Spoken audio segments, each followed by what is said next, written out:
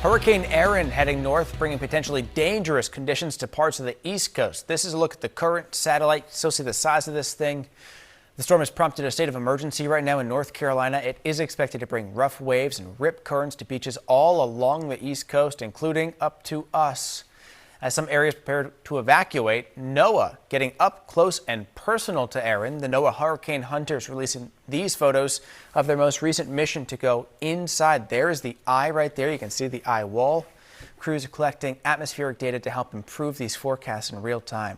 So let's bring in Chief Meteorologist Mike Haddad now. So Mike, we know this isn't going to be a direct land impact, but certainly coastally speaking, we will be seeing impacts from this even up here in New Hampshire. Certainly. I mean, imagine like a powerful nor'easter in the winter, Steve, that does kick up the wave action quite a bit at the coast, and during high tides can create some flooding and then just magnify the winds quite a bit. 100, 105, 110 in the last 12 hours. Now down to 100. However, the pressure has stabilized, holding steady after rising in the last several hours. So it should fall, and then the wind should kick up a little bit, back to about 110 to 120 during the day tomorrow. Likely track remains on course. No big shift in the track in the last couple of days. Good news in terms of some confidence in the overall forecast.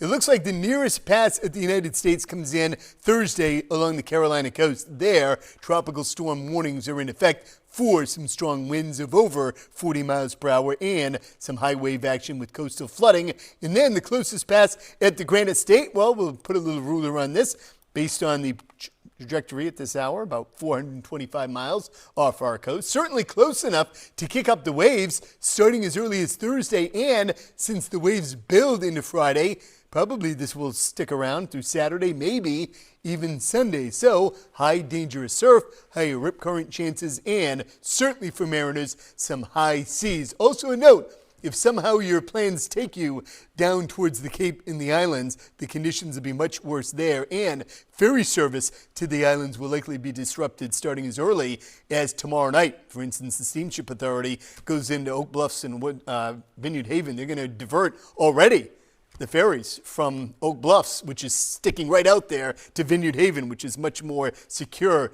and sheltered. That's at least temporarily. If the waves kick up even more, I'm sure there may be some cancellations out to Nantucket and therefore some changes if you're heading down to the Cape. Outside of that, for us, we're tracking the waves and we're tracking showers. We need a lot more than we're going to get due to the drought for some. But what about the timeline in this, and when did the temperatures start to warm back up? We'll look at all of that coming up.